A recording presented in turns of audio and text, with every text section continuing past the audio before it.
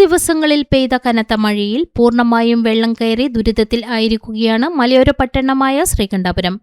വ്യാപാര സ്ഥാപനങ്ങളടക്കം വെള്ളം കയറിയതോടെ വ്യാപാരികൾ ഏറെ പരിഭ്രാന്തരായി.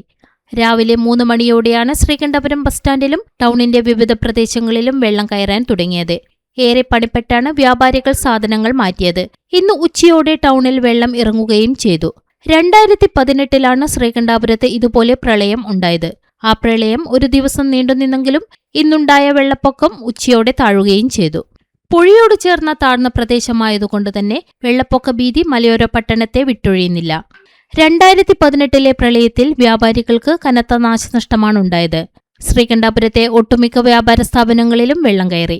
ഇരിട്ടി തളിപ്പറമ്പ് സംസ്ഥാന പാതയിൽ വെള്ളം കയറിയതുകൊണ്ട് വ്യാപാരികൾക്ക് ശ്രീകണ്ഠപുരം ടൗണിലെത്താൻ സാധിക്കാത്തതുകൊണ്ട് ലക്ഷക്കണക്കിന് രൂപയുടെ നാശനഷ്ടമുണ്ടായെന്ന് വ്യാപാരികൾ പറയുന്നു. പുഴയിൽ മാലിന്യവും മണ്ണും നിറഞ്ഞതുകൊണ്ടാണ് കനത്ത മഴ പെയ്യുമ്പോൾ ടൗണിലേക്ക് വെള്ളം കയറുന്നത് എന്ന് വ്യാപാരി വ്യവസായി ഏകോപന സമിതി സെക്രട്ടറി സഹദ് സാമ പറഞ്ഞു.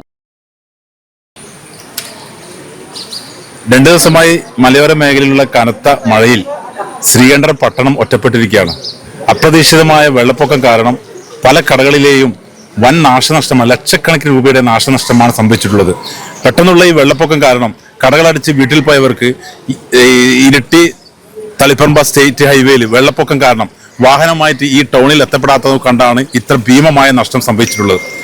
ഈ എല്ലാ ഓഗസ്റ്റ് മാസവും ശ്രീകണ്ഠത്തെ സംബന്ധിച്ചിടത്തോളം വ്യാപാരികൾക്ക് ഒരു കരിദിനം പോലെയാണ്. കാരണം എല്ലാ ഓഗസ്റ്റ് മാസത്തിലുമാണ് വെള്ളം കയറുന്നത്.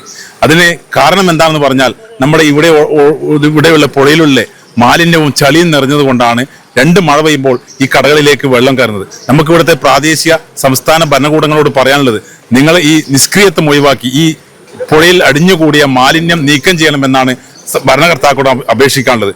കാരണം ഓരോ വർഷം ഇപ്പൊ നമ്മൾ തന്നെ ഈ ഓണത്തോടനുബന്ധിച്ച് ലക്ഷങ്ങളുടെ സ്റ്റോക്കാണ് ഓരോ സ്ഥാപനത്തിലുമുള്ളത്. അത് ഈ വെള്ളം കാരണം നശിച്ചുകൊണ്ടിരിക്കുകയാണ്.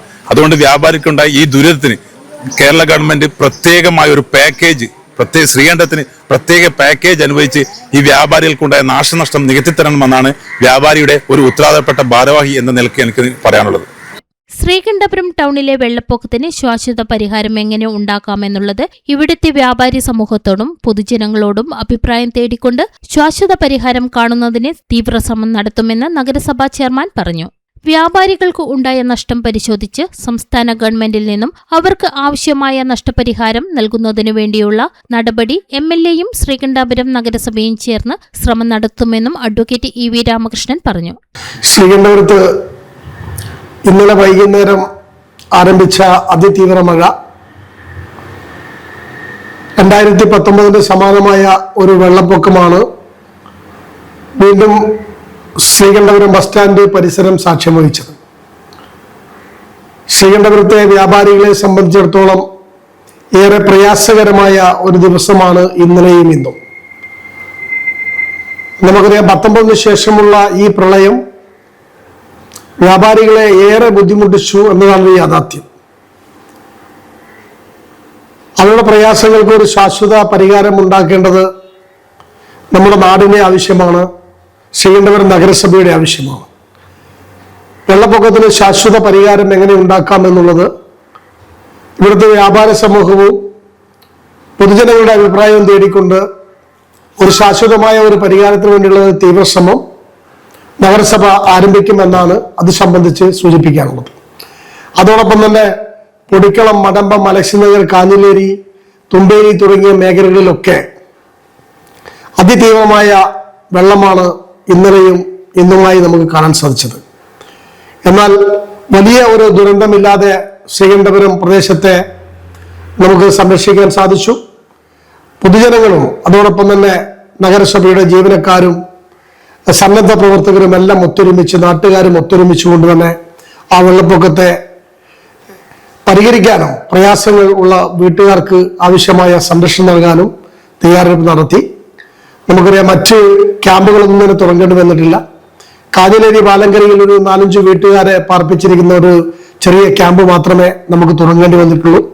ബാക്കിയുള്ള എല്ലാ വീടും പൊതുജന പങ്കാളിത്തത്തോടുകൂടി അവരവരുടെ സമഫലമായും വൃത്തിയാക്കാൻ സാധിച്ചിട്ടുണ്ട്.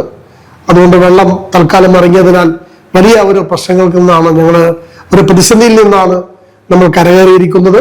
ഇതിന്റെ പിന്നിൽ പ്രവർത്തിച്ച മുഴുവൻ നാട്ടുകാരോടും അതിനുവേണ്ടി ശ്രമിച്ച എല്ലാ ജീവനക്കാരോടും സാമൂഹ്യ പ്രവർത്തകർക്കും ശ്രീകണ്ഠപുരം നഗരസഭയുടെ നന്ദി രേഖപ്പെടുത്തുന്നു. വ്യാപാരികൾക്കുണ്ടായ നഷ്ടം പരിശോധിച്ച് സംസ്ഥാന ഗവൺമെന്റിൽ നിന്നും അവർക്ക് ആവശ്യമായ നഷ്ടപരിഹാരം നൽകുന്നതിന് വേണ്ടിയുള്ള നടപടി MLAയും അതോടൊപ്പം തന്നെ ശ്രീകണ്ഠപുരം നഗരസഭയും ചെയ്യും. അതിന് അവരോടൊപ്പം ഇരിക്കൂർ നിയോജകമണ്ഡലം MLAയും ശ്രീകണ്ഠപുരം നഗരസഭയും ഒന്നിച്ചുണ്ടാകും എന്നാണ് വ്യാപാരികൾക്ക് ഇത് സംബന്ധിച്ച് ഞങ്ങൾക്ക് നൽകാനുള്ള ഉറപ്പ്.